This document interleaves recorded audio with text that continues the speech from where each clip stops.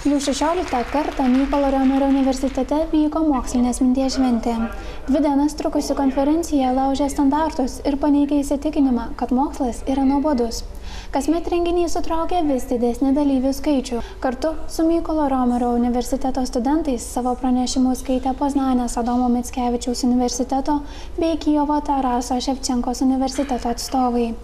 Pasak Mykolo Riomerio universiteto mokslo ir tarptautinių ryšių prorektorės profesorės daktarės Ingos Žalėnienės, mokslinės minties šventė yra puikiai galimybė suartinti studentus su mokslu.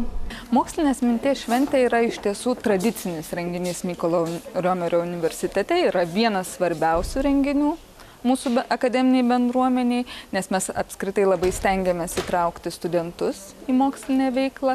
Tai yra 16-oji tarptautinė mokslinės minties šventė. Kasmet suburianti didelį būrį tiek studentų, tiek dėstytojų ir labai džiaugiamės, kad pastaraisiais metais į konferenciją atvyksta netgi tarptautiniai svečiai. Šventės atidarymą vainikavo Mykolo Riomerio universiteto teatro studijos spektaklis Gyvybės slenkstis. Tai spektaklis apie įvykius Vilniaus gete ir nuolatinį balansavimą tarp gyvenimo ir mirties. Spektaklio režisierius Julius Dautartas tikino, kad šis spektaklis aktualus ir šiandien, nes genocidas gali slypėti visai šalia mūsų. Mes dabar lygtai atitolstam nuo to, mes atitolstam nuo Ruandos genocido, kuris prieš 20 metų buvo, bet lygtai tai labai toli. Ne, Ukrainos įvykiai parodė, kad čia viskas labai arti yra, labai arti, čia pat. Režisieriaus manymu, mokslas ir menas yra itin susiję, tad tokia šventės atidarymo kulminacija puikiai ir nestandartinė idėja.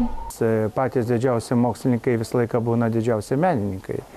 Aš tik tai ir politikai, aš noriu pasakyti, kad išvardinti tik tai 3 pavardės, tarkim, Ronaldas Reiganas, kuris irgi buvo prezidentas, tai reiškia visų mokslo tyrimų vadovas, patvirtinęs daug labai NASA programų, tarkim, popiežius Jonas Paulius Vaitila, kuris svajojo visą laiką būti aktorium, o tapė popiežium ir Havelas, čekų prezidentas, intelektualas. Taip kad iš tikrųjų patys geriausi žiūrovai ir patys akliausi žiūrovai, tai būna dažnai mokslo žmonės.